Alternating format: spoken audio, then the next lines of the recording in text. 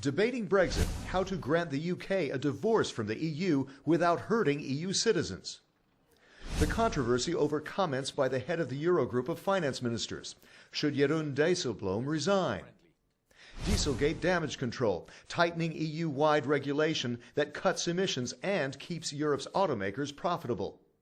And tough new rules on medical devices aimed at preventing a repeat of the scandals of the past and better protecting Europeans. Hello and welcome to our roundup of the European Parliament's latest plenary session here in Strasbourg. We begin with Brexit. Parliament has approved a plan for negotiations now that the UK has formally announced it is leaving. The two-year clock is now ticking. Parliament's debate on Brexit focused on how the divorce proceedings should unfold. Michel Barnier, a member of the EPP family, is the EU's chief negotiator.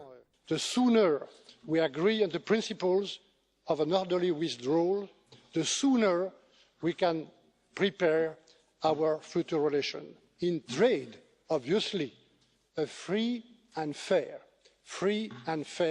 trade agreement, a level playing field. The European Commission President noted the role of the European Parliament in the process.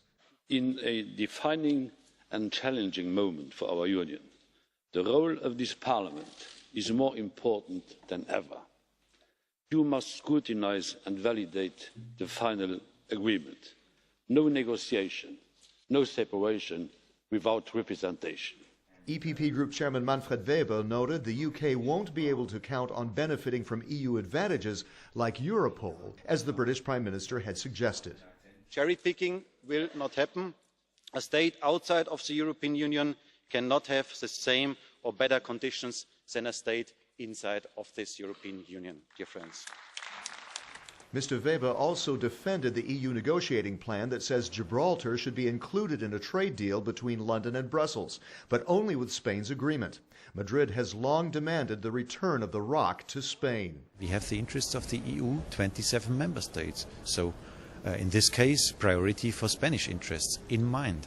That is what London has to understand. They are alone in the future, and we are still a strong family. We turn to another hotly debated issue, whether Eurogroup chief Jeroen Dijsselbloem should resign over a comment he made about Southern Europeans and for skipping an appearance here on Greece. Dijsselbloem's comment came in an interview with the Frankfurter Allgemeine newspaper referring to Southern European countries asking for bailouts like Greece. "I can't spend all my money on schnapps and women and ask for your support," the paper quoted him as saying. Dijsselbloem had cancelled a planned appearance to discuss the Greek financial situation here this week. MEP's reaction was fierce, among them Manolis Kefalogiannis of the EPP Group. Mr. Dijsselbloem is absent to hear all parties' comments. He should have been here in the European Parliament to apologise to the people of Southern Europe, and if not, to resign from its post. Mr. Weber said defending the euro doesn't mean insulting countries that are struggling to comply with the rules and asking for financial help. Und aus unserer Sicht ist aufgrund dieses respektlosen Umgangs mit vor allem den Programmstaaten ein weiteres Verbleiben von Dijsselbloem im Amt nicht akzeptabel. Aus unserer Sicht sollte er zurücktreten. Parliament President Antonio Tajani then promised to officially convey that sentiment. Invierò una lettera formale di protesta al Presidente dell'Eurogruppo dicendogli che il Parlamento europeo all'unanimità non accetta un atteggiamento di questo tipo da parte di chi riveste un ruolo tanto importante.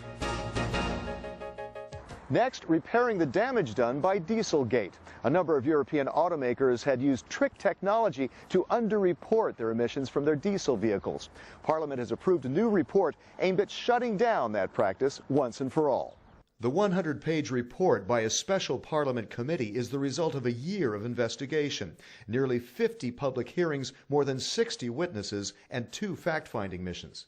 It points the blame at both the EU and at national authorities for failing to enforce EU regulations on car emissions and delaying new testing.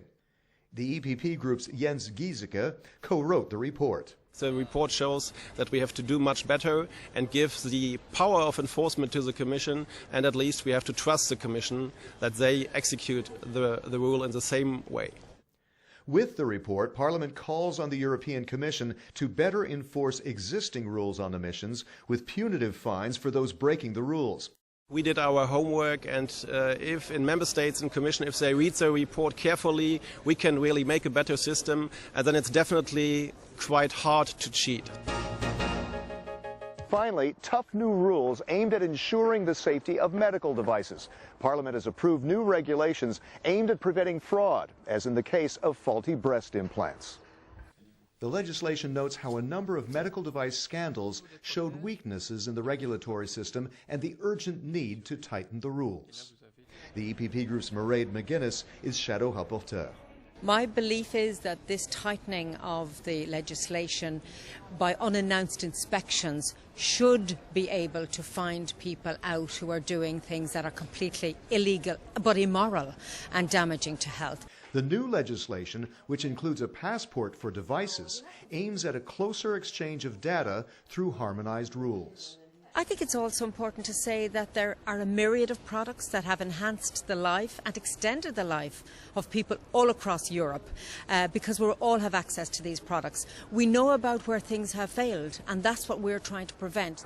That's all for now from the Strasbourg session. See you next week in Brussels. And find out more about the activities of the largest political force in Parliament by checking eppgroup.eu. Thanks for watching.